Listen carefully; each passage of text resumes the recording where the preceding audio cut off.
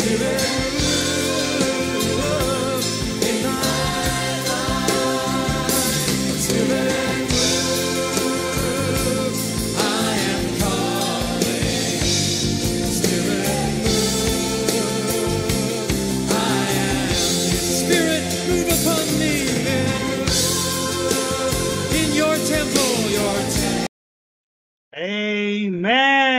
Spirit move in our temple and in our lives. Good morning, Philippines. Good morning, world. Good morning, Metro Manila. And good morning, Metro Cebu. This is Bishop Dr. James Lopez, President of Jesus Still Heals Worldwide Healing Ministries, and the President Dean of the Masters Online Seminary. Welcome to our Wednesday morning Bible teaching ministry around the world.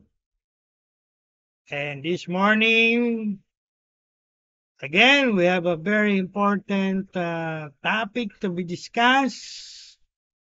At marami po tayong tatalakayin, uunawain, liliwanagin as this subject, our topic this morning, I should say, is not completely understood by many Christians in many churches around the world.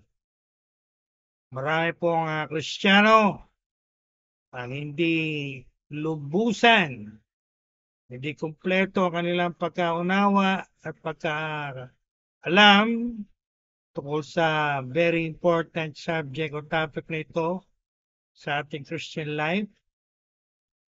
And so I decided again this morning to make a video, to make a vlog, to make a tutorial, to clear things up. Clear up misconception, misunderstanding, or confusion about this very important subject. And you might ask, what is that important subject or topic in our Christian life? This is a message for Christians because it has something to do with the Holy Spirit. At alam nating lahat, base sinasabi ng Bible, ang Holy Spirit is given to Christians. The world, the people of the world don't have the Spirit of God. And so this subject with relation to the Holy Spirit belongs to the children of God or for Christians. So I said a while ago, this is for Christians, for believers. And the topic, the very important subject we're going to discuss this morning is all about the so-called the fruit of the Holy Spirit. And this is in continuation with what we have studied or discussed last Pentecost Sunday, 2 weeks ago.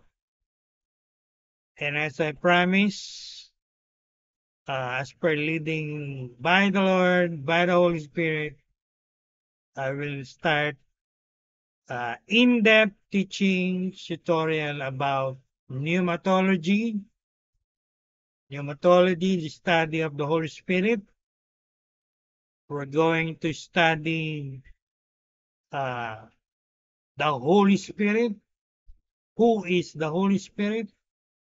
What are the works of the Holy Spirit, especially in the lives of God's children or God's people? And so after we discuss Pentecost Sunday, and we learn about being filled with the Holy Spirit, with the initial evidence of speaking in tongues, it's only proper to study and learn uh, about the Holy Spirit, the fruit of the Holy Spirit. So that's what I'm going to discuss or teach. Yan po ang ating pag-aaralan. Napakagandang paksa, topic. Alright? So, of course, let's go first to our text. Alam natin lahat ito. It is written in Galatians chapter 5, verse 22 to 23. This was written by the Apostle Paul under the inspiration of the Holy Spirit during his first missionary journey, and for the information of every Christian watching, this is the very first letter of the Apostle Paul. Out of the 13 letters that the Apostle Paul wrote in the New Testament, this is the very first, because it was written after his first missionary journey, when he planted churches in what we call the Galatian region. And it was written to the Christians in that Galatian region. That's why it's called Galatians. Right? I will read that again from the Amplified, so you will know more from the original Greek. But the fruit of the Holy Spirit is love, joy, peace, patience, kindness, goodness, faithfulness, and self-control. Against such, there is no law. So God bless the reading of His powerful words. Lagi ko pong sinasabi, pagpapalain ng Diyos at pagkabasa ng kanyang mga salita. Ito po ay 9. So, hindi po natin to mako-cover in one session, in one video. Alright? Because if I will cover the 9 in this one session, one video, most likely, malamang sa malamang, it will take more than 2 hours. Alright? So, as I always does in my ministry, I will divide it. It could be I will give the first 4 this morning, or I will give the first 3 this morning. So let's see. We will monitor our time. All right. First of all, when it comes to the fruit of the Holy Spirit, this is about character. It's about character. It's not about gifts. It's not about talents. It's not about abilities. When we talk about or discuss the fruit of the Holy Spirit, different from the gifts of the Holy Spirit, written in 1 Corinthians chapter 12, they are different because the fruit refers to the character, while the gifts refers to the supernatural or divine capabilities or abilities that the Holy Spirit gives to a Christian or spiritual Christian so he can minister under the power or anointing of the Holy Spirit. The fruit, again, I want to reiterate, is about character. Ang bunga po ng Espiritu Santo sa Tagalog, yan po ay tumutukoy sa ating karakter, yung ating pagkatao.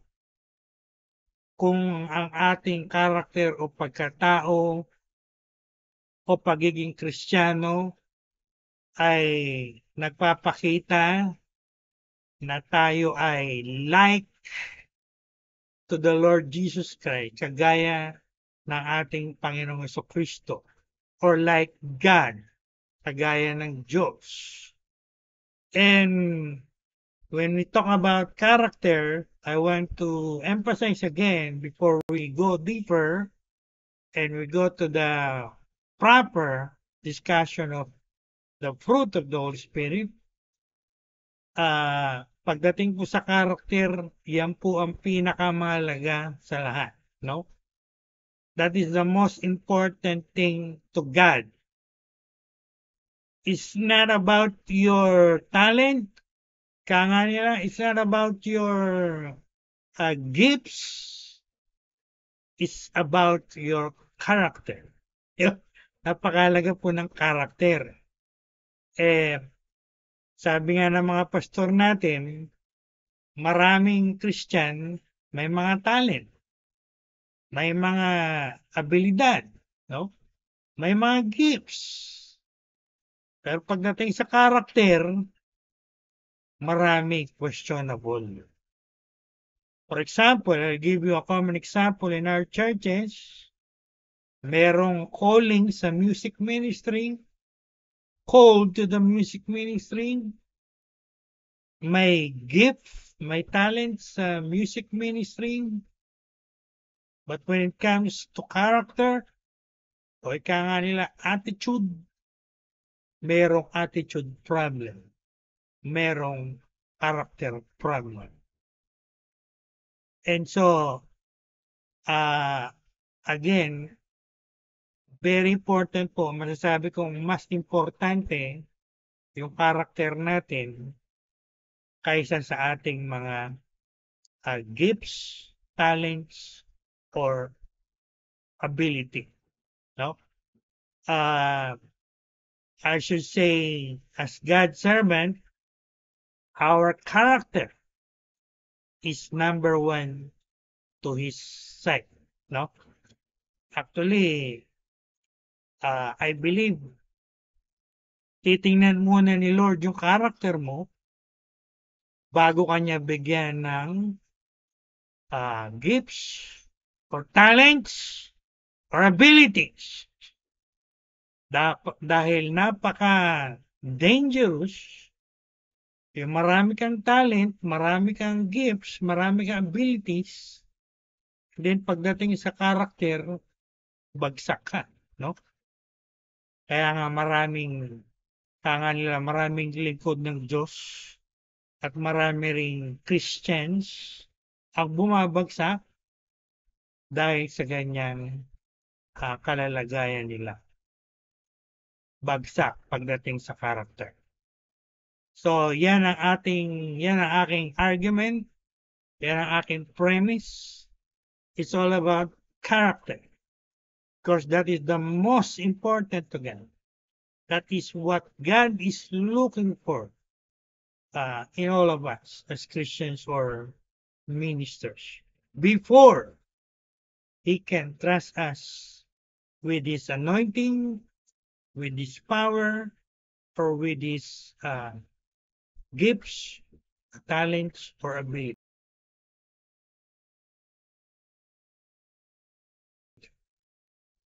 Again, ito pong fruit has something to do with character.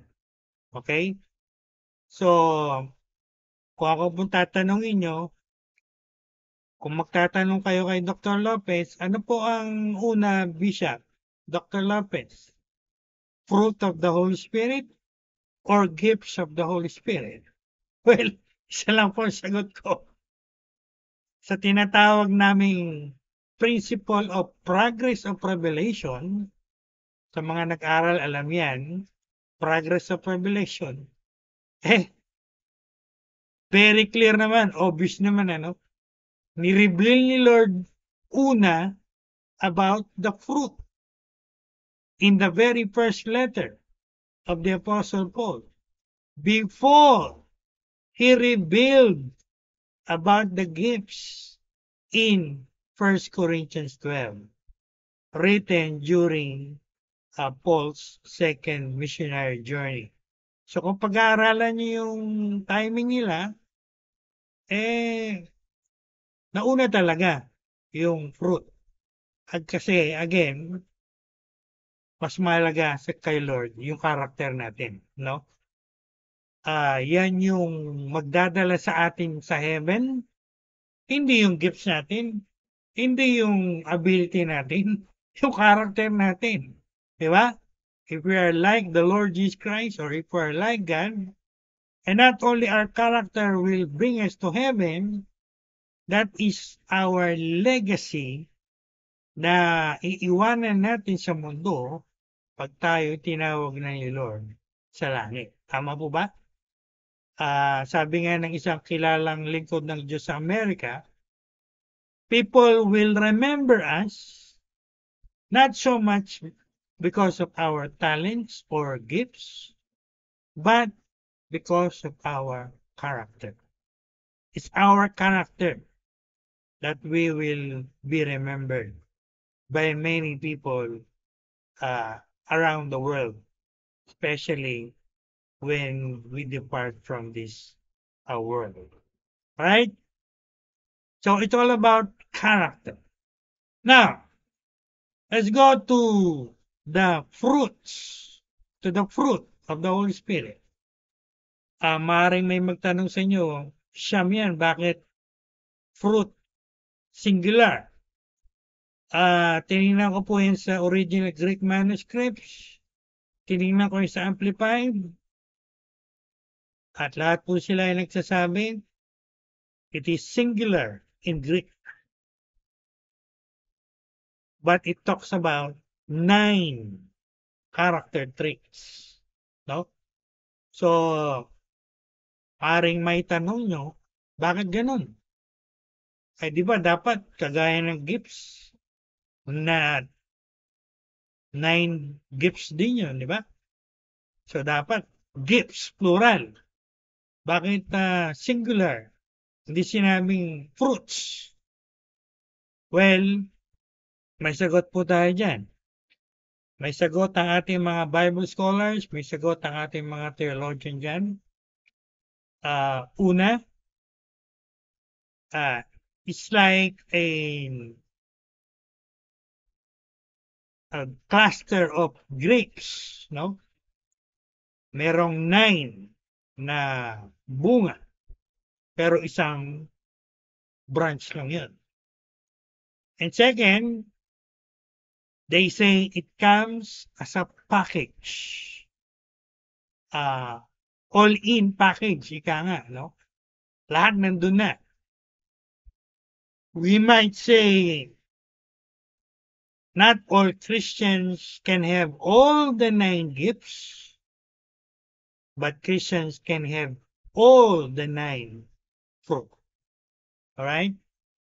Dahil pagka ang Holy Spirit po ay nag-manifest, nag-control sa ating buhay,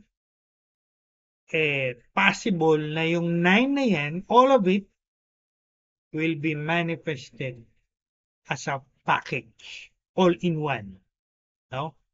Hindi kagaya ng gifts, distributed yan according to the will of the Holy Spirit, according to what is written in 1 Corinthians 12. So that's the difference. All right? Now,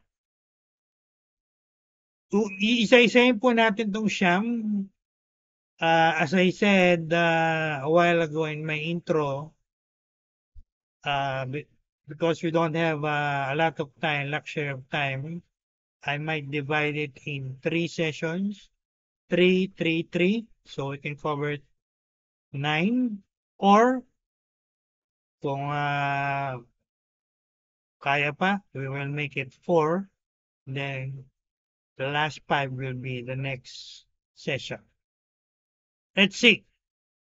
Kaya ng ating mga Pentecostal saints as the Holy Spirit leads. Amen. Good morning, Holy Spirit. Holy Spirit is welcome in this place. Now, isa-isahin po natin to this morning. All right. The first one in the 9 is love. Love. I'll give you the Greek.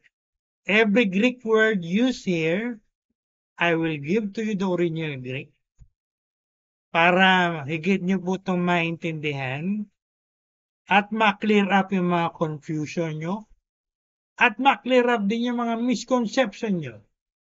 Akala nyo, fruit ng Holy Spirit yung nagmamanifest sa inyo. Yung pala, hindi. Again, because many Christians and even many ministers or teachers do not know the Greek use in these 9 character traits in the fruit of the Holy Spirit. Later on, maintindihan nyo why I'm saying this. For example, the first one, love po to, love. When we talk about love as the fruit, the very first one in the fruit of the Holy Spirit, it doesn't refer to eros, erotic love. It doesn't refer to storge, maternal love. It does not refer to phileo, brotherly, friendly love. It refers to agape. It is agape in Greek. So I want you to take note of that. Kaya nga sinabi ko kanina, marami sa inyo might think you are manifesting the fruit when in reality you are not. You are manifesting a different thing. For example, love. Sa kultura natin, sa mundo natin ngayon, pag sinabi mong love, maraming tao, maging maraming Kristiyano din, lalo na yung mga hindi mature, ang pagkakaintindi nila pagdating sa love is emotion. No? Emotional love. Yung iba naman, ang pagkakaintindi ng love, twisted. They have a twisted understanding of love. Akala nila yung love ay lust. No? I love that woman. I love that sister. I love that brother. Yung pala, hindi naman love ang pinag-uusapan nila. They're referring to their lust. To erotic. You see? Hindi po yan ang tinutukoy nito. Kahit i-concordance pa yan sa strong concordance, makikita nyo na tama yung sinasabi ni Dr. Lopez. Love there is Greek. In Greek is agape. Not eros. It is not erotic love between the opposite sex. It is not storge, maternal love between a mother and a children. It's not even phileo, brotherly love between brothers or between friends. It is agape, the highest kind of love. the love that God possess. Kahapon po, I was meditating along this line. Whether you believe it or not, I don't care. Nakahiga na ako. I'm about to sleep, but my mind is still active.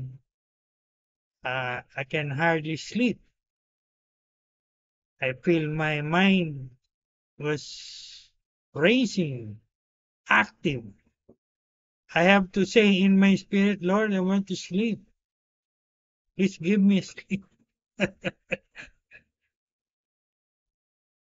My mind was meditating on it. And as I meditate on it, the Lord is giving me a lot of thoughts, a lot of clear things. And one of the things that the Lord taught me, He really showed to me clearly for the information of everyone, just in case you don't realize it.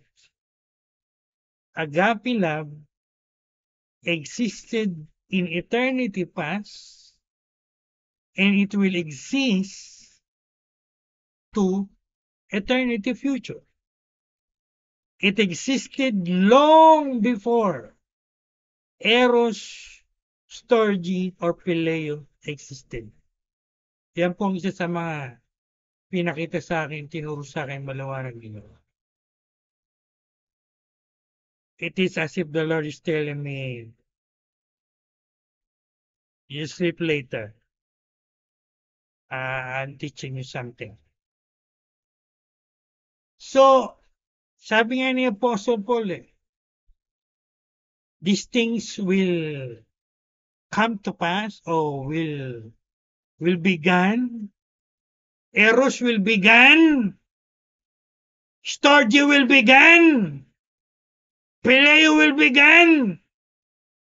At agape will last forever. And it's the only love that God has for everyone in the Trinity and for all His creatures. Kaya nga, this is the highest kind of love. And I want to reiterate again, yan po yung tinutukoy na fruit. Hindi eros, hindi phileo, not even phileo, and definitely not storge. Kaya nga sinabi ko kanina baka yung iniisip nyo nagmamanifest sa inyo yung love Kiniklaim nyo, the fruit of the Holy Spirit love is manifesting in my life. Are you sure? Baka mamaya tinatawag yung love na nagmamanifest sa inyo, eros yan. Storge yan. Phileo yan. Di po yan ang tinutukoy dito. Again, it's agape love. Now, yung aking pong pattern ng pagtuturo dito o yung aking method ng pagtuturo nito, I chose a certain pattern ng pagtuturo. This method I will use as I teach about the fruit of the Holy Spirit. Of course, I learned that in my Christian education. I have a lot of units in Christian education, CE. So after I explain it, we're gonna look at the command. Then we're gonna look at the example or illustration. And then we're going to apply it to our personal Christian life. Now, I think na paliwanag ko na po ng maliwanag yung love na tinutukoy dyan na una sa fruit of the Holy Spirit. Now, let's go to the command. Are we commanded in the New Testament, especially, to love with agape love? Of course, alam natin yan. Kung kayo ay tunay na Christian, at kung kayo ay matured Christian, Lagi kong sinasabi yan. That is my challenge always. We are commanded to agape love, not to eros love, not to again, dinidifferentiate ko po to, no? Kasi I'm sure marami sa inyo, ang pagkakaintindi nyo, ibang klaseng love, no? Alam ko po yan. I'm not privy to that. Maraming tao, they have a twisted, mistaken understanding of love. Most of the time, they're referring to emotional love. At yung mga tinatawag nating manyak, they thought it's like lust. Mali kayo lahat. Hindi po yan ang tinutukoy dito. Lagi kong inuulit-ulit ko. So, are we commanded to love? The answer is yes. Diba? As John 13:34-35. Binigay ito ni Lord before He was crucified on the cross on that first Holy Thursday night. Actually, may paradigm shift to, no? Ito naiintindihan yung sinasabi ko. Dahil ang unang salita pa lang ni Lord dito, iba na. He said, a new command I give unto you, that you love one another as I have loved you. And then he said in verse 35, by that, the people will know that you are my disciples if you have love for one another. Again, agape love po to. Pure love po to. No? Hindi po to erotic. Hindi to may pagnanasang pagmamahal. Whether you're referring to your Christian, to your sisters in the faith, or to your brothers in the faith. Pure po to. No? I want to clarify that. So we're commanded. So after we hear we're commanded, so meron ba tayong choice? Meron ba kayong option? The answer is no. None. Yung iba kasi, ang akala nila pag naging Christian sila, ay madali lang maging Christian. Attend ka lang ng church. Mag-praise and worship ka lang. Tapos uwi ka. Mag-attend ka ng church. Magkanta ka lang. Makinig ka kay pastor. After that, you're done. Yan ba ang pagkakaintindi nyo ng Christian life? Mali kayo, no? What you have is a superficial Christianity. Napakababaw ng pagkakaintindi nyo. Ang isa pong Kristiyano, whether you like it or not, whether you accept it or not, you are commanded to love. Hindi mo pwedeng sabihin, Bishop, hindi naman ako, I'm not a loving person, I'm not a caring person, I'm not that kind of person. So what? It doesn't matter. Because if you claim to be a Christian, gagamitin ko na itong word na to, you are responsible, you are obligated to love. Because that is command. Di po yung suggestion. Kaya yung mga nagsasabing, Bishop, hindi naman ako loving person. I'm not a loving person. I'm not that kind of person. Well, kung kiniklaim mo Christian ka, you have to change. You must be going in that direction. Na one day, makita mo na yung sarili mo, you are a loving person Again, demonstrating agape love, not eros or storge or maternal or phileo love. No? So, very clear po yan. Now, before we go to the second, I'll give you the example. I'll give the illustration. Sino po ba ang supreme example natin when it comes to agape love? Of course. God. Of course. The Lord Jesus Christ. For example, John 3:16. Yan. Sabi nga ng marami, this is the most famous verse in the whole Bible. For God so loved the world, the people of the world. Ang ginamit po dun Greek word for world ay referring to the people of the world, not to the system of the world. Ha? Kaya, isa sa tinuro sa akin talaga ni Lord, I'll make a statement here. If you don't know Greek, you are not fully equipped to preach or to teach. Kulang na lang sabihin ko, kung wala kayong alam sa Greek, you are not qualified to teach the Bible. You're not qualified to preach the Bible. At maraming pastor, maraming ministers, maraming Bible study leaders ang tatamaan sa statement na yan.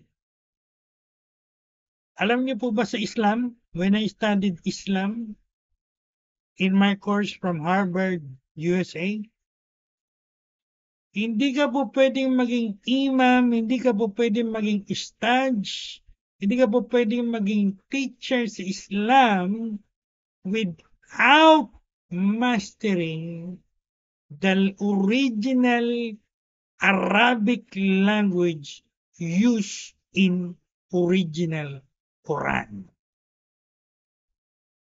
E paano kaya kung yan ay in-enforce natin sa Christianity? Di marami sa inyo, di kayo qualified.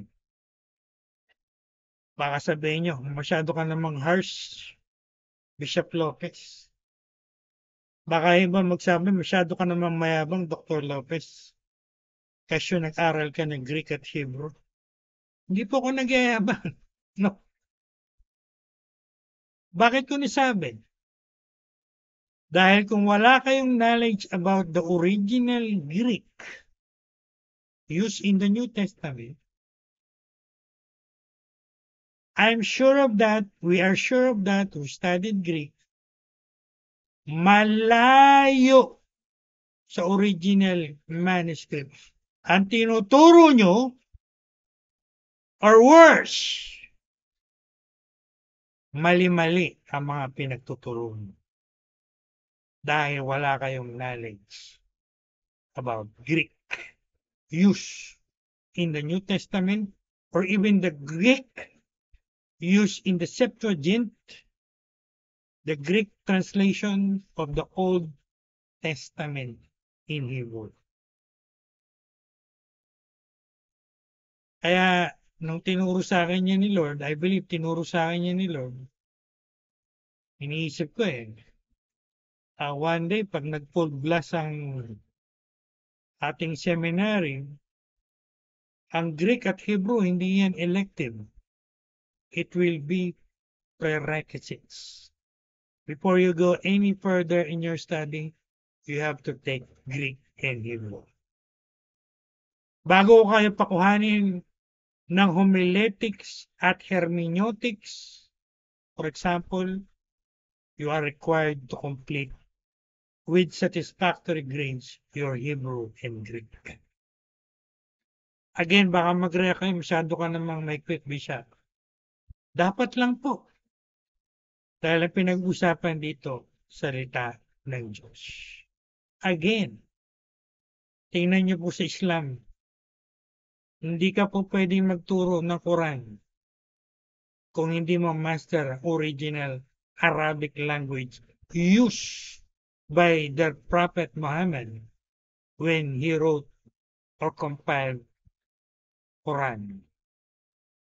How much more, I should say, in Christianity. Right? So, balik tayo sa ating agape love. So, tinuro yan ni Lord. Pinakita yan ni Lord. John 3:16. Alam niyo po ba kung anong nakalagay sa John 3:16? For God so loved. Alam niyo ba yung love doon in original Greek? That is agape. For God agape the world. See? And yung parallel niyan sa 1 John 3:16, baka mamaya magsabi kayo, meron po ba 1 John 3:16? Yes. Tingnan niyo sa Bible niyo. Yung John 3:16 at 1 John 3:16, parang pareho po yan. Anong nakalagay sa 1 John 3:16? The Apostle John writing to the church in Ephesus, he said, by this we know that we are loved by God, agape by love, because He laid down or He died for us. And in all of that 2 verses about love, lagi pong agape, agapaw in Greek verb ang ginamit. See? Of course, wala nang higit pa sa Diyos pagdating sa agape love. Yan yung love niya. No? God's perfect, unconditional love. So, how are we gonna apply it now in our Christian life? Isa lang po ang aking discussion question or reflection question. Are you manifesting that kind of love in your treatment of your fellow Christians, in your treatment of unbelievers around you? Or again, babalik ako sa sinabi ko na akala nyo, you thought you're manifesting agape, when in fact, or in reality, what you're manifesting is eros, or phileo, or storge, or worse, yung understanding ng mga immature, emotional love. Naalala ko marami na akong video teaching na ginawa patungkol sa agape love. At kung nakikinig kayo mabuti, alam niyo yan, love is not an emotion thing. It is one thing in Greek. It is verb, all verb. Naalala ko yung video sa 1 Corinthians 13. All of those 15 are verbs. Not even Greek adjective, not even Greek noun. Greek verb. Meaning, ang sinasabi sa atin ni Lord, in its original intent, in the original manuscript, it's all about action. Not so much about emotion that is going on around many so-called Christians and many people of the world. Ang layo po ng pagkakaintindi nyo ng love. Kaya sabi ko kanina many people have a lot of misunderstanding, misconception, confusion about this love that we're talking about. Now you know.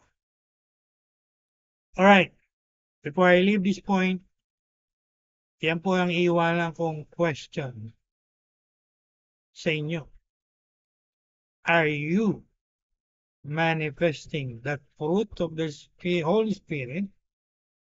That agape love, again, agape love,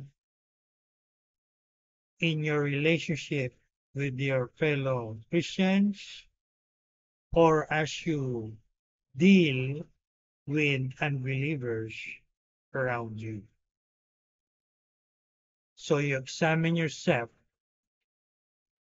at kayo makasagot kung talagang minamanifest nyo o nagmamanifest sa inyo itong talagang fruit of the Holy Spirit, hindi yung kakaibang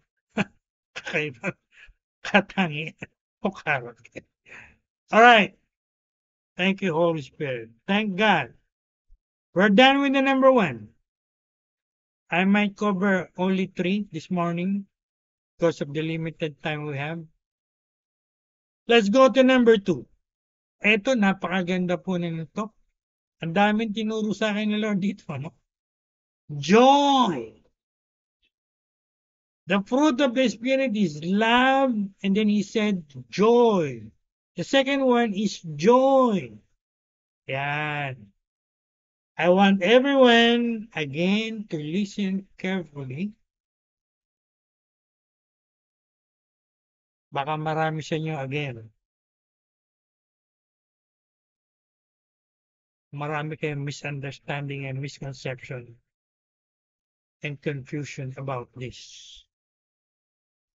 I will do my best to explain it. Now, as I promise, I will give you the Greek. Yung love ay agape, yung joy is kara. From where we got another Greek word, charis, grace. No? Kaya yung mga iba, ang greeting nila charito. Comes from the Greek root word charis, grace. And the other one is kara. C-H-A-R-A. Now, makinig po kayo mabuti. What is the meaning of kara in Greek? Kara in Greek describes, makinig po kayo mabuti. Malalaman natin ngayon kung yung joy na nagmamanifest sa atin, fruit ng Holy Spirit yan, o sa atin lang yan, o galing sa iba yan.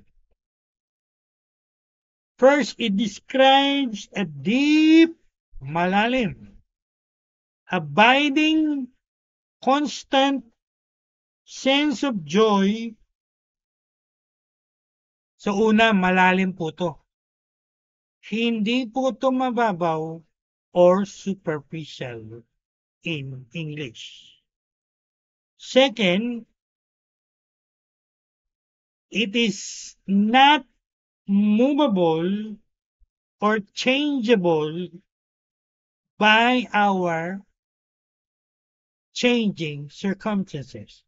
Iyan ang dapat nyong pakinggang mabuti. Unawaing mabuti. Uulitin ko po. Para maintindihan at malaman natin lahat ano ba tong Greek word na ginamit dito for joy. Again, it is not movable. It is not changeable. It cannot be changed by our circumstances. In short,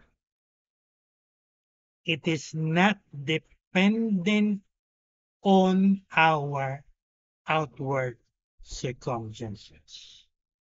It is not related to our circumstances. Yan ang dapat yung pag-isipang mabuti. Anong ibig sabihin ng Dr. Love? Ano ibig sabihin ng Bishop? not related, not dependent to your circumstances. Okay, para maintindihan niyo po 'to, tingnan niyo ang happiness ng mga tao sa mundo. Dependent sa kanilang circumstances. 'Pag mabuting bagay yung dumating sa kanila, happy sila. 'Pag binayaran sila, marami silang pera, happy sila. 'Pag marami silang pagkain, happy sila. 'Pag maganda ang nangyayari sa trabaho nila, happy sila.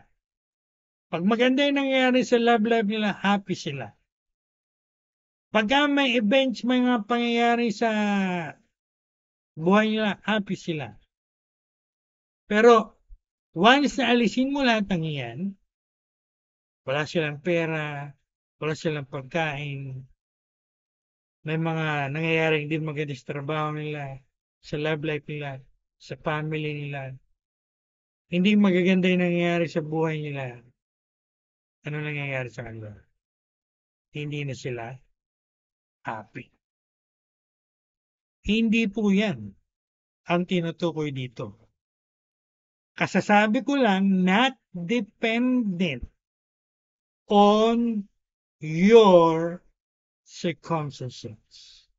Not even related to your circumstances. So, ibig sabihin, ang joy na tinutukoy natin dito, currently, may pera ka man o wala kang pera, may sakit ka man o wala kang sakit, may problema ka man o wala kang problema, may trabaho ka man o wala kang trabaho, may promotion man o wala, maganda man o hindi maganda nangyayari sa trabaho mo, o sa love life mo, o sa family mo, meron ka pa rin joy. You got it? It is not dependent, not related to your outward circumstances. That's, I can say, the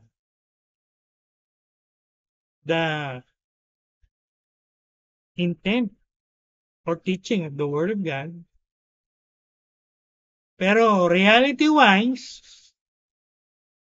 pag tinignan mo ang buhay ng maraming Kristiyano, pagka meron ng mga negative na nangyayari sa trabaho nila, where's the joy? Pag meron mga nangyayaring negative sa love life nila, where's the joy? Pag wala na silang pera o nahihirapan na sila pagdating sa pera, where's the joy? Pag problematic na sila sa family nila, sa asawa nila, sa mga anak nila, where's the joy? Walay na, no? I'm not talking about all Christians, but I can say some or many ay ganyan ang attitude and behavior. So meaning, anong argument ni Bishop Lopez? Frankly speaking, boldly speaking, hindi nagmamanifest yung fruit of the Holy Spirit na joy in the lives of many so-called Christians. Why? Because they are like the people of the world. Their joy depends on their outward circumstances.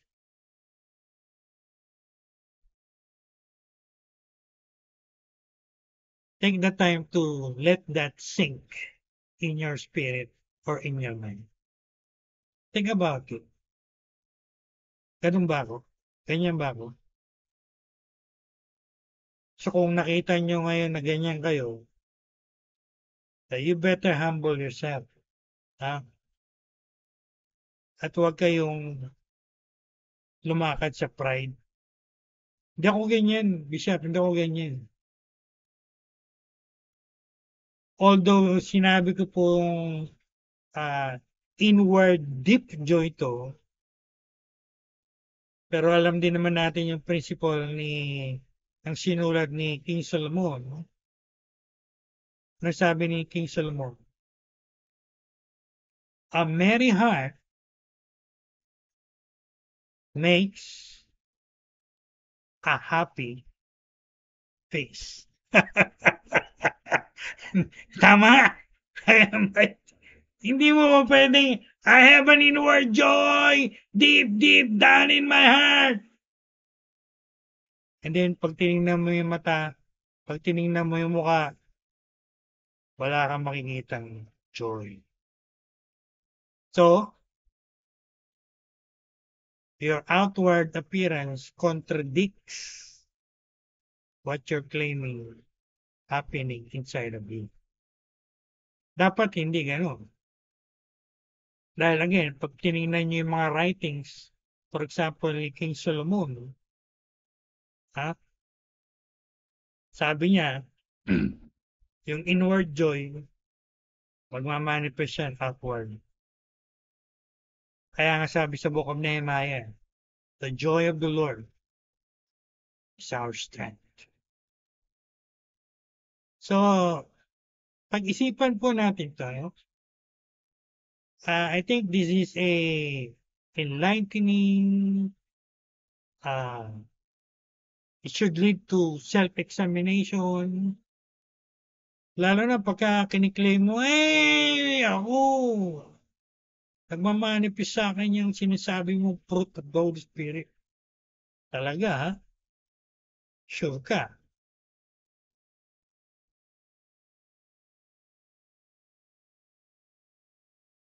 No?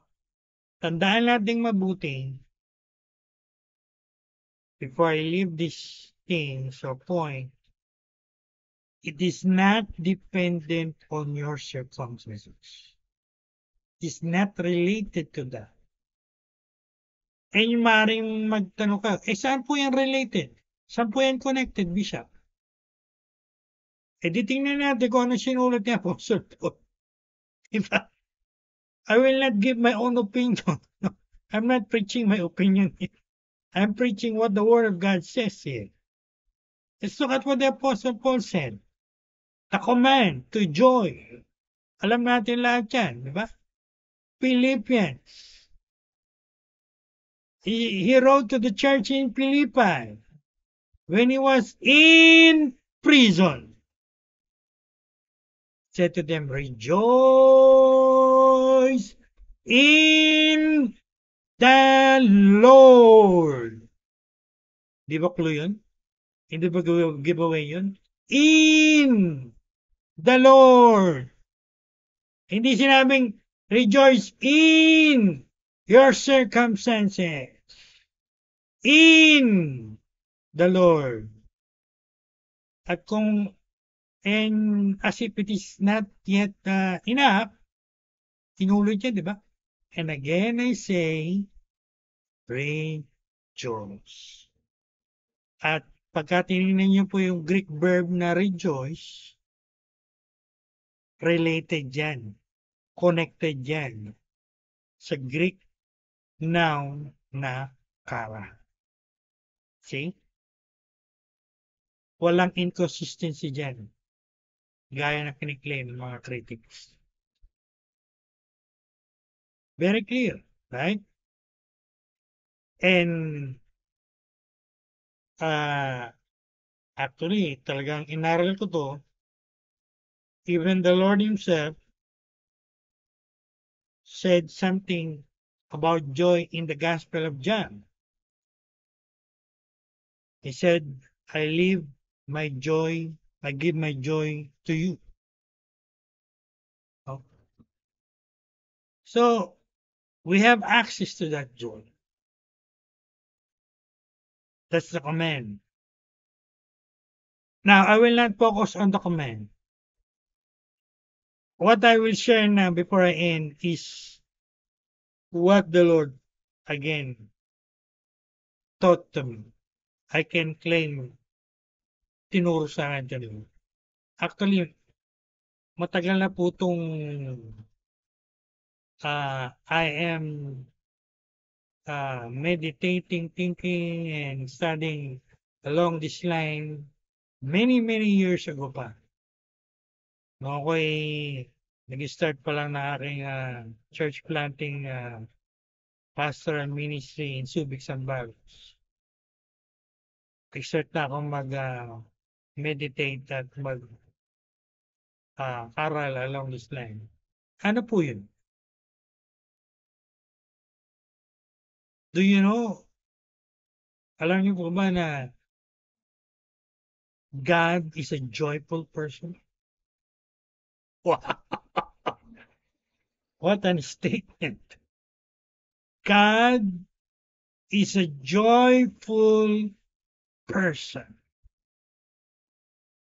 He experienced joy. He is, I can say, a rejoicing God. A God who is full of joy. Are you sure, Bishop Lopez? Are you sure about that teaching? Where is your verses? Where is your proof? I am ready for that. Para naman tayo hindi nag-master na nag-doctorate. We can defend that. Parang defending your thesis or dissertation. You are prepared for your defense. So where you can find it? Kaya po sabi ko kanina, matagal ko na po itong pinaplanong gawa ng message o a little book. Simula pa nung ako'y young pastor. And I can give you a lot verses. It might surprise you. No? Actually, it surprises me when I realize it. Kulang na lang sabihin ko, talaga, Lord? The answer is yes. The joy of the Lord. Hallelujah. Dahil hindi po yan ang aking message, part ng message, I will give you maybe 2 or 3. I'll go from Old Testament to the New Testament. Like defending my thesis or my dissertation. I'll defend that. You want proof? Here it is.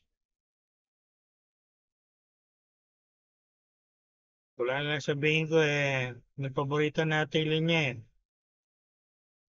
Kaka-cellphone yan. Ha? Imbis na mag-aral kayo ng mag-aral ng Bible at makatuklas kayo ng maraming kaalaman, puro kayo cellphone.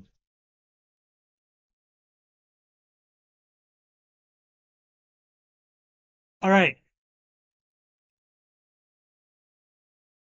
I'll give you 1 or 2 from the Old Testament and then I'll give you 1 from the New Testament. I think enough na yan. 3. Diba? Merong rule sa Old Testament sa New Testament. Every word is established when you have 2 witnesses. I have more than 2. I have 3. That's enough for you. Number 1. Sa mga nagja-jot down ng notes, write down ng notes, you better write it down. You better read it for yourself until you get the revelation of that in your spirit and you have the realization of that. Oh my God! Si Lord pala ay a joyful person. Usually kasi naririnig natin, nag-grieve si Lord, nagalit si Lord, nalungkot si Lord. Kakaunti lang yung nagtuturo nito eh, no? Isa lang ako sa kakaunti na nagtuturo nito. Isaiah 62 verse 5. Anong sabi sa Isaiah 62 verse 5? I will read that to you from the Amplified. Wala kayong argument against this. Because it is in the Amplified. You can look at it even in the original Hebrew. Ang sabi sa Isaiah 62:5, hindi po si Isaiah nagsasalita dito. God Himself, in the writings of the prophet Isaiah, God said, as the bridegroom rejoice over her bride, so your God will rejoice over you. Di ba maliwanag? Gusto niyo Tagalogin ko? Kung papaano daw ang kasintahang lalaki ay natutuwa sa kanyang kasintahang babae, lalo na sa araw ng kanilang kasal.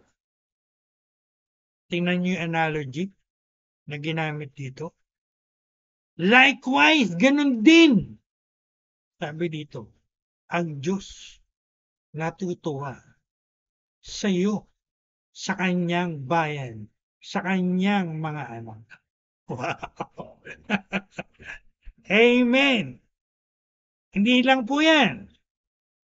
Meron pa sa Isaiah 65 verse 19. God said, I will also rejoice in Jerusalem and be glad in my people.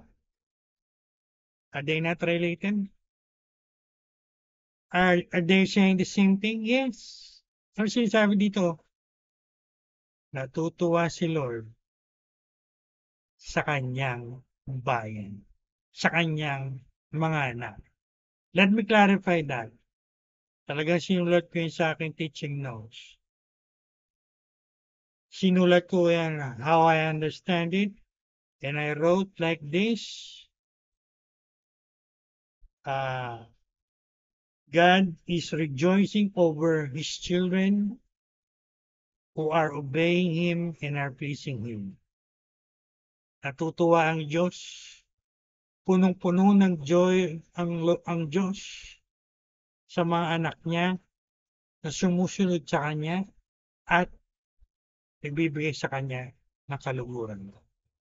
At ang analogy na pwede natin gamitin dyan, it's like our children who obey us, who please us, and as a result, bilang parents, di ba? We are rejoicing. Am I right or am I wrong? I am right. I know I am right. Of course. Pag nagdi-disobey, nagre-rebelde, kagaya ni Lord, nagigrieve, nalulungkot, pero pag sumusunod, binibigyan ka ng pleasure, kagaya ni Lord, natutuwa. Hindi po ba tama yung argument ko? God is a joyful, rejoicing person.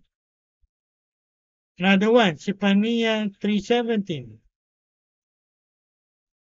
Sabi dito, He will rejoice over you with joy. Tatlo na po yan sa Old Testament. One from the New Testament. Although marami yan, again, hindi ko po yan topic. I'm just giving you an idea. Ano yung nakalagay sa Luke chapter 15? Alam niyo ba yung mga parable doon? Tatlong parable. Parable of the lost coin, parable of the lost sheep, and it ended in parable of the prodigal son. Anong sabi doon? There is joy in heaven,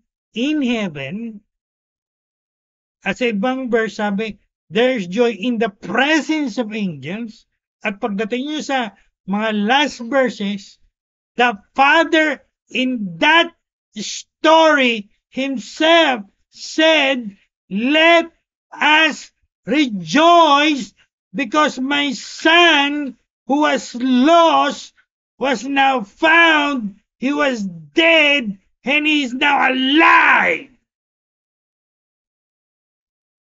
At sino ba yung father sa prodigal son? Hindi ba yan nagre-represent ng Father in heaven? So anong tinuturo niyang maliwanag sa atin? There is joy. Hindi lang mga anghel sa langit ang nagre-rejoice over one sinner who truly repents. Ito nga yung thought na dumating sa akin eh. Kung yung mga angels nagre-rejoice eh, what do you think? God will not rejoice? Can you imagine angels rejoicing and God sitting on his throne not rejoicing? Yun ba ang imagination nyo? Of course not. He is the first one who is rejoicing. As I said, in that last verses ng chapter na yan, the Father himself said, let us rejoice. Hindi ba clear revelation yan? That the God in heaven rejoicing over people, over things, over circumstances that are pleasing to him.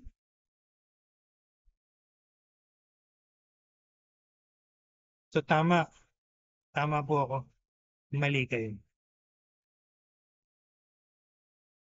Pagdating sa joy, gaya ng love, wala na pong higit kay Lord pagdating sa example. So we might say na how we gonna apply it? How we gonna apply it in our personal life? Are we manifesting the fruit of the Spirit, which is joy, kara? This is the question. When the devil, who is a defeated and a lying, deceiving enemy, is throwing a lot of chaos or storm in your life, are you still joyful? Or the enemy already stolen your joy? Yan ang tanongin nyo sa sarili nyo. Lalo na pag mga negatives yung nangyayari around you. Alam niyo po kung anong tinuturo sa akin ni Lord ngayon na mahigpit? I don't care if you believe it or not. I don't care if you accept it or not. I really don't care.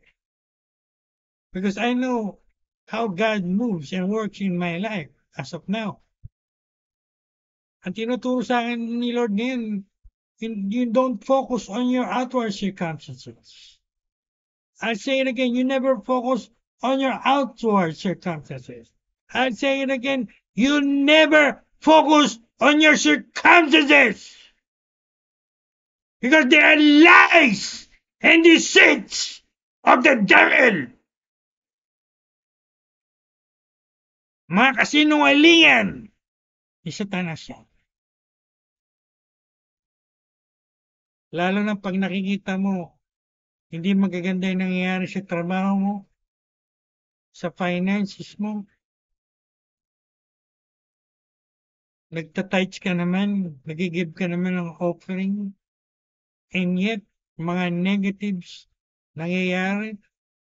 I will not accept that. I will never accept that. Yan ang tinuturo sa akin ni Lord. Don't accept that lie of the devil. He's a liar. You focus on my word. You focus on my promises. Not on your lying and deceiving circumstances. Ay yung mga Kristiyanong nakikinig, nanonood ngayon at manonood ng video to, you better listen to what I'm saying right now. I can say right now, under the anointing of the Holy Spirit, I am inspired by the Holy Spirit to say that. You better listen to that. Malamang sa malamang si Lord, nagsasalita ko ng usap sa inyo. You better listen. Hindi tayo tinuturuan ni Lord to focus, to look at our circumstances. Bigyan niyo ako ng verse sa Old Testament, sa New Testament, that says, look at your circumstances. Don't give me that garbage. Walang ganyan. Kaya ako, I'm sure, very clear ang tinuturo sa akin ni Lord. Very clear ang dealing ni Lord sa akin. Do not focus. Do not accept those circumstances. They are lies. It is the devil trying to lie to you, trying to deceive you. Now, you heard the message. Kung matigas pa rin ang ulo mo, kaya nila, bahala ka sa buhay mo. So, very clear po yan, no? Now, before we end, let's go to the third. Dito po tayo magtatapos because of limited time. Pa-clean na lang natin to. Peace. That's the first three. Love, joy, and peace. Peace. What is peace in Greek? It is Eirene. E-I-R-E-N-E. Eirene. And it is defined in Koine Greek as tranquility of the soul, meaning the state of being peaceful, the state of being calm, kalma. Sabihin nyo nga po sa sarili nyo, very silently, calm, calm, calm. You know what? It refers to the state of peacefulness, calmness during times of storms. Napakagandang illustration. Example lang ibibigay ko sa inyo. At yan po ang paborito kong laging ginagamit ko to illustrate it. I remember I used that last year, Christmas. Napakapayapa. Napakakalma. Oh my God. I love it. No wonder it is my favorite as an illustration. So yan po yung ibig sabihin yan. No? Tatagalogin natin, payapa ka, kalma ka, kahit may bagyo na nangyayari sa kapaligiran mo. Now, let's discuss it first objectively and subjectively. Don't worry, malapit na po ako matapos. Mga panghuli na to. When we say objectively, we're referring to peace with God. Yan po yung ibig sabihin ng reconciliation with God, the doctrine of reconciliation, you're reconciled when you got saved, when you got born again, you got reconciled with God, you're no longer an enemy of God, there's a peace between you and God, and you have peace with God. That's the objective. Subjective, peace of God. We have peace of God in our hearts, we have peace of God in our minds, right? And As I said, pa-clear na lang natin to. Are we commanded to live in peace? Yes. Kaka-quote ka lang ng verse, di ba? Sa Philippians. Ano sabi ni Lord? Before I end, I want to make it clear to everyone, hindi po to suggestion. It is imperative in Greek. Mga nag-aral ng Greek, you know what it means, imperative. Pag sinabi natin imperative in Greek, it is in imperative, it means a command. It is not a suggestion. At ano po yun? When Paul said to the church in Philippi, don't be anxious about anything, or in other words, don't worry about anything. Don't worry when there seems to be a storm going around you, whether it is spiritual or natural storm. Instead, what you're going to do? You pray. Sabi doon, make your petitions known to God through prayer with thanksgiving. And you know what is the ending of that imperative? And the peace of God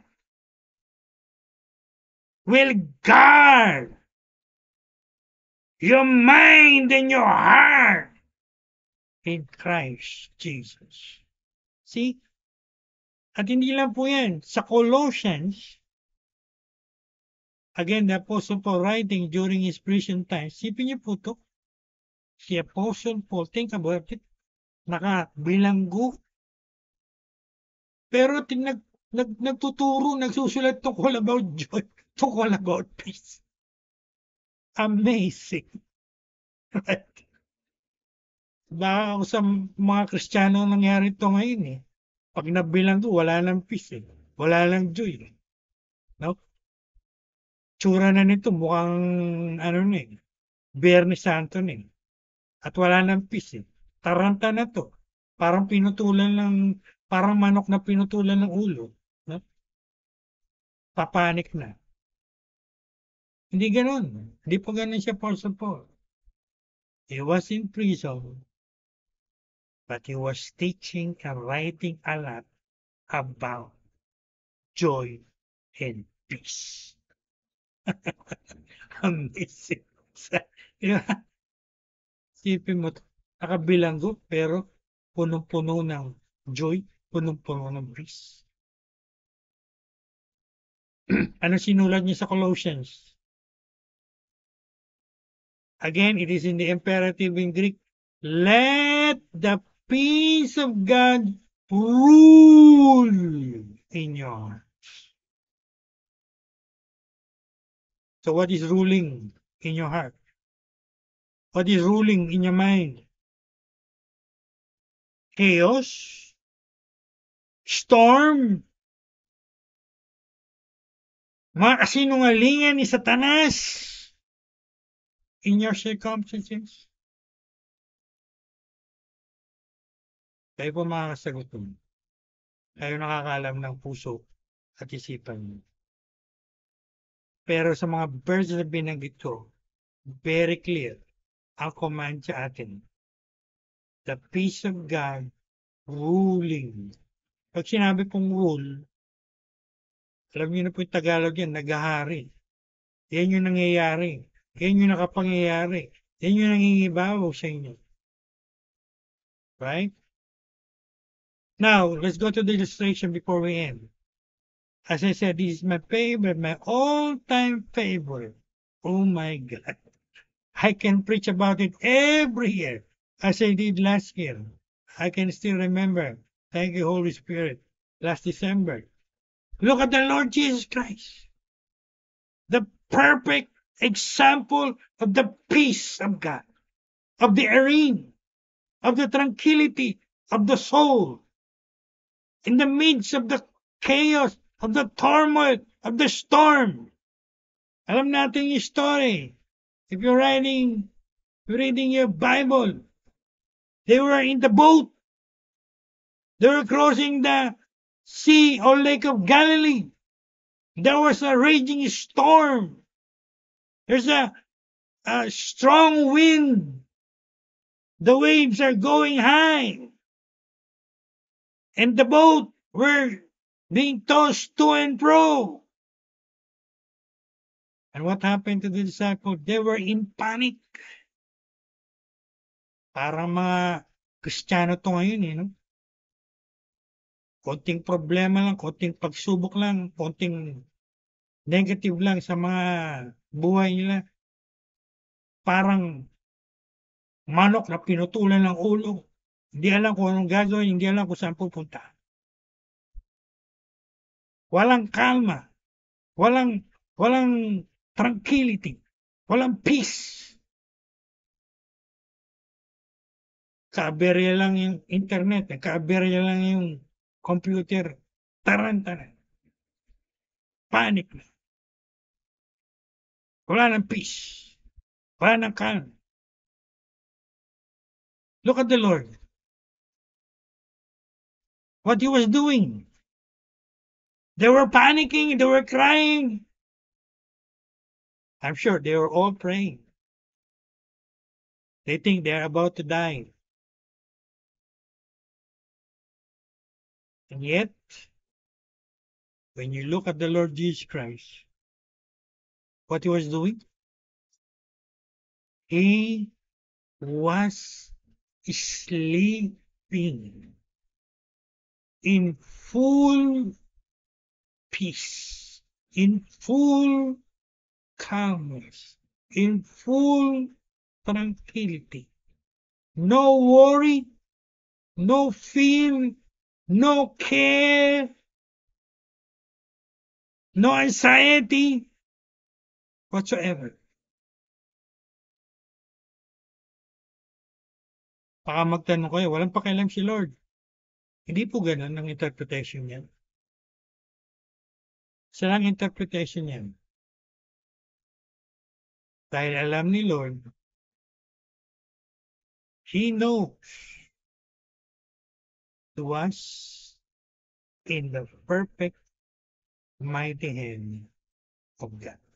He is in the perfect plan of God. Whatever happens, nothing matters. Kaya nung ginising siya at nagising siya, natarantar din ba siya? Nagaganon din ba siya? Gumaya rin ba siya mga alagad? Sige. Ano, ganitong gawin natin. Ganon din ba siya? No. Walang indication whatsoever in the Greek na ganon ang reaction niya. Instead, he rebuked sharply his disciples. And he said to them, where is your faith? Where is your trust?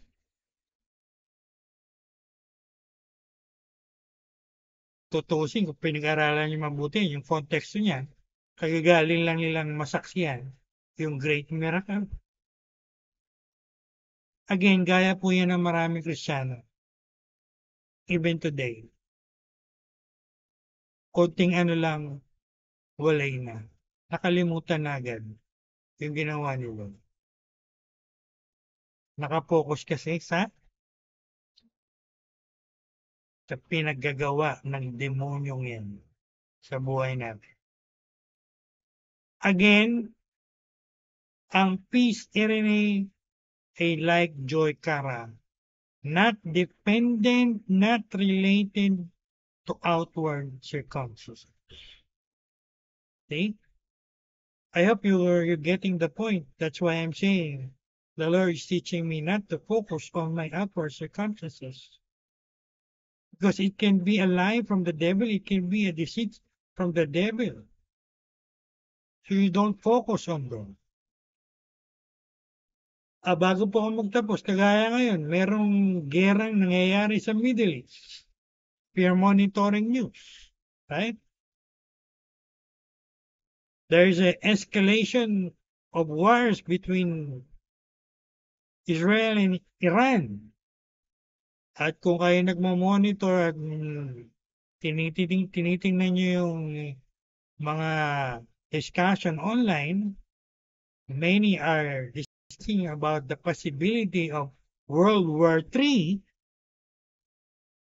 I know that because, of course, Israel will always be supported by the United States, and Iran will always be supported by China, even by another superpower, the Russians. If you know world history, it can escalate to a more greater war. But as a Christian, are you troubled? Are you fearful? Or are you as calm as the Lord when He was on that board? So yan po ang iwala ko sa inyong tanong. Are you manifesting that kind of peace that is the fruit of the Holy Spirit? Kung hindi kayo kalma, kung hindi kayo payapa, you know the answer. And again, I will say again what the Lord is dealing with me. There are times Satan, the defeated and deceiving, lying devil, will do a lot around you to make chaotic situations. Alam niyo po ba yung sabihin ng chaos? Tingnan niyo sa Webster. Chaos, kaguluhan, no? Sa Tagalog. Si Satanas, yung number 1 na sinungaling at mandaraya. Maaaring gumawa yan ng mga ganyan sa buhay mo para ipakita niya na isa siyang 10 feet tall. When in reality, he is absolutely nothing but liar and deceiver. Kaya again, ang advice ko po gaya ng tinuturo sa akin, huwag kayong mag-focus sa mga ganyan.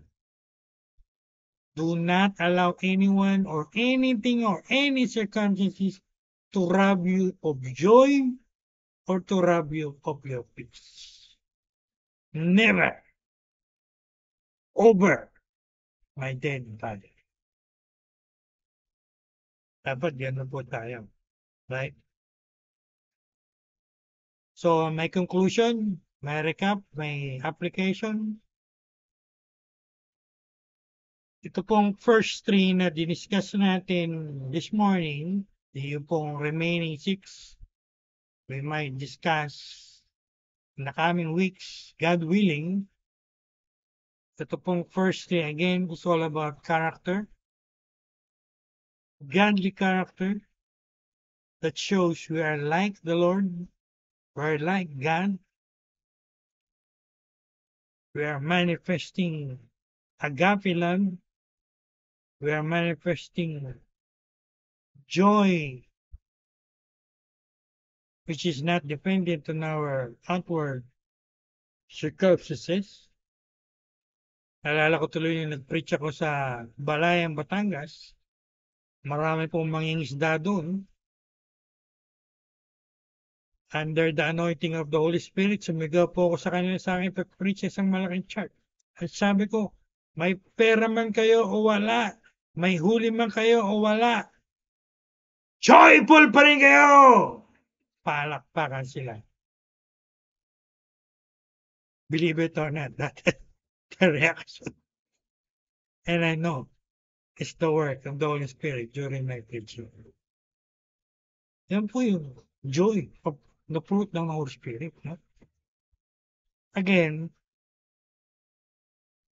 make sure it's the Holy Spirit, the fruit of the Holy Spirit, not a different kind. Baka man-made yung joy nyo or false galing from the enemy. And lastly, peace. Lalo po ngayon, maraming nangyayaring kabuluhan, chaotic, panahon ng tag-ulan, may mga parating na bagyo, whether physical storms or spiritual storms. A good reminder to all of us to stay calm, stay peaceful. Tularan natin si Lord kahit may bagyo na, payapa ka. Ang himbing ng tulog niya. Siguro iba sa inyo, wala lang peace, wala lang calm, hindi na makatulog. Hirap makatulog. No? Baka sa dami ng problema, hirap makatulog eh. Ha? O ayaw, hindi na makatulog. Pag ganyan kayo, oh my God. Alam niyo na po yan. Wala kayong fruit of the Holy Spirit. You are not manifesting. So it's better for you to cry out to God, to pray to Him, and to talk to the Holy Spirit and say, Holy Spirit, I need your joy. I need your peace. I surrender. I submit. I yield to you. Please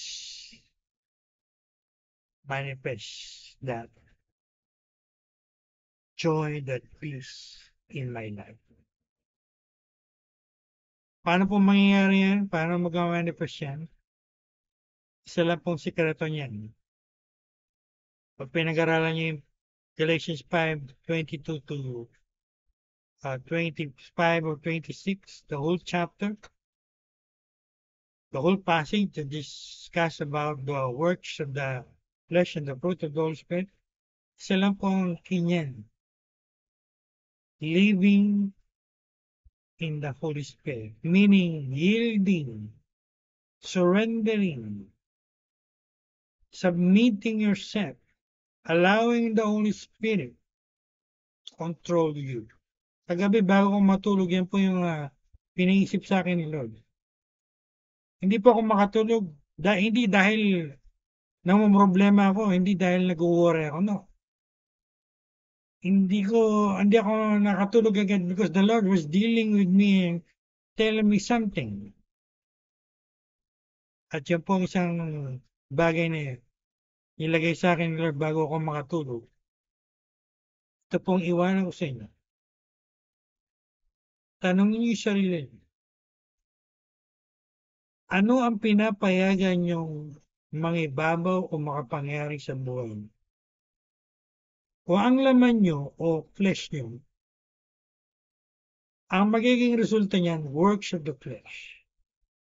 At kasama niya sa works of the flesh, yung kabaliktaran ng joy and peace. Whereas, pag pinayagan nyo ang Holy Spirit, ang makapangyari sa inyo, mangibabaw sa inyo, mag-control sa inyo, of course, anong resulta niyan? Of course, mag-manifest sa inyo yung work ng Holy Spirit. Tama? Mag-manifest sa inyo yung peace, yung joy. That's the secret. And that was clearly written in that passage. Kaya wala po tayong excuse. Lord, wala kami excuse. Wala tayong excuse. It is already given to us. It is up to us to apply it. Alright? So, that ends our powerful, very enlightening, and I should say, very informative discussion, tutorial, or whatever you want to call it, about the fruit of the Holy Spirit. The first three this morning. I'm really blessed. If you are blessed, you can like it. Pagka in-upload po namin to sa YouTube channel natin, you like it, you share it, and of course, you click subscribe to our YouTube channel. Marami pong tinuturo sa akin si Lord about our YouTube channel. And we are seeing a lot of developments. I think mas maraming ads yung nakikita natin sa ating YouTube channel ngayon. More ads, meaning more money coming in. That's good for us financially. That's why I can say the Lord is blessing this ministry. Not only spiritually, but also financially. So keep supporting it, keep watching it, keep sharing it. Lagi kong sinasabi, share it, share it, share it. Lalo na sa mga kilala niyong Christians na kailangan ng mga ganitong teaching. I'm sure about it. Hindi po ako nagbabrag o nagyayabang. Maraming Christians never heard this kind of message. Never heard this kind of teaching about the fruit of the Holy Spirit. So God willing, we will continue it next week. Alright? So thanks to everyone for watching, and God bless you richly in Jesus' mighty name.